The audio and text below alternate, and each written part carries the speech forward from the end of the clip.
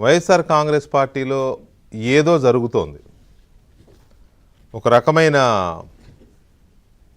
అయోమయం, గందరగోళం, ఈ రెండింటికంటే ఎక్కువ ఒక దిక్కుతోచని పరిస్థితి ఏదో కనపడుతుంది. ఎందుకంటే భవిష్యత్తు మీద పెద్దగా ఆశలు లేవు, లీడర్లకు లేవు, కార్యకర్తల నమ్మకం సన్నగిల్లుతోంది. ఎందుకంటే వాళ్ళకు సమీప లీడర్లు ఎవరైతే ఇమీడియట్ లీడర్లు, వాళ్ళ నియోజకవర్గాల లీడర్లు, లేకపోతే వాళ్ళ మండల స్థాయి లీడర్లు, వాళ్ళ జిల్లా స్థాయి లీడర్లు, పార్లమెంటరీ లీడర్లు, ఓడిపోయిన మాజీ ఎమ్మెల్యేలు, లేకపోతే ఇట్లాంటి వాళ్ళు అందరూ కూడా సైలెంట్ అయిపోయారు. కొంతమంది ఏమో బిక్కుబిక్కుమంటూ గడుపుతున్నారు.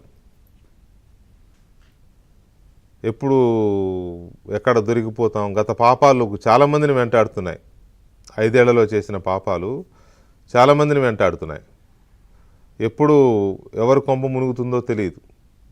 చూస్తున్నాం కదా కేసులు వరుసగా. వాళ్ళ నమ్ముకున్న వాళ్ళ పేర్లు కూడా అందులో జాయిన్ అవుతున్నాయి. అవేమీ ఒట్టిగా వస్తున్న కేసులు కాదు, లేకపోతే ఆషామాషిగా ఏం తోచక లేదా పగబట్టి కక్షతో పెడుతున్న కేసులు కాదు. వాళ్ళు చేసిన వాటికే ఆ కేసులు వస్తున్నాయి. చట్టం చూస్తూ ఊరుకోదు కదా.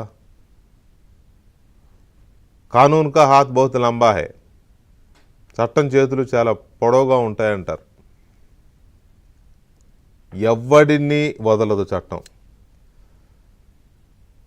కర్మ సిద్ధాంతంలో చెప్పినట్టుగా కర్మ వదలదు అనేది కర్మ సిద్ధాంతం. మనం నమ్మే హైందవంలో మనం నమ్మే సిద్ధాంతం కర్మ సిద్ధాంతం.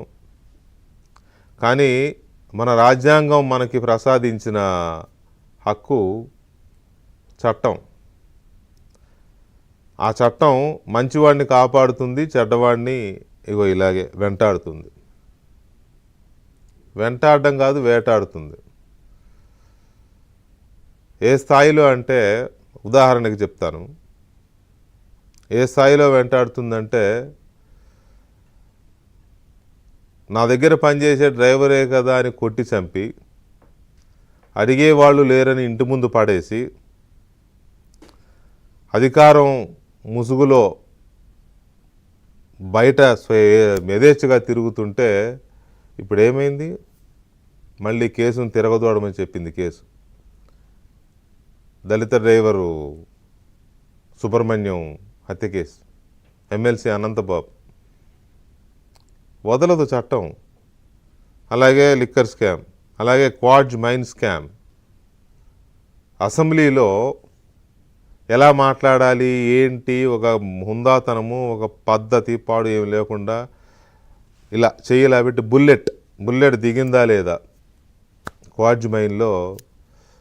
పాపం పెద్ద వయసేం కాదు, కానీ మరి జగన్ను చూసుకుని వచ్చిందో ఆ రోజున ఆ ఊపు ఏంటో తెలియదు. కానీ అలా మాట్లాడితే అనిల్ కుమార్ యాదవ్ గారి పేరు కూడా ఇప్పుడు క్వాడ్జ్ మైనింగ్లో వచ్చింది. అదేం ఉట్టిది కాదు. క్వాడ్జ్ మైనింగ్ చాలా చాలా చాలా బలమైన కేసు అది. క్వాడ్జ్ మైనింగ్ వేల కోట్ల రూపాయల మైనింగ్ కేసు కోసం అప్పటి వరకు మైన్స్ చేసుకుంటున్న వాళ్ళందరినీ భయపెట్టి, నాకు తెలిసినంత వరకు హైదరాబాదులో సబ్జెక్టు కరెక్షన్ లెమన్ ట్రీ హోటల్లో అనుకుంటా అప్పట్లో 145 మంది మైనర్స్ని పిలిపించి కూర్చోబెట్టి మొత్తం మైన్స్ అని మాకు ఇచ్చేయండి అని చెప్పి లాక్కున్నారు.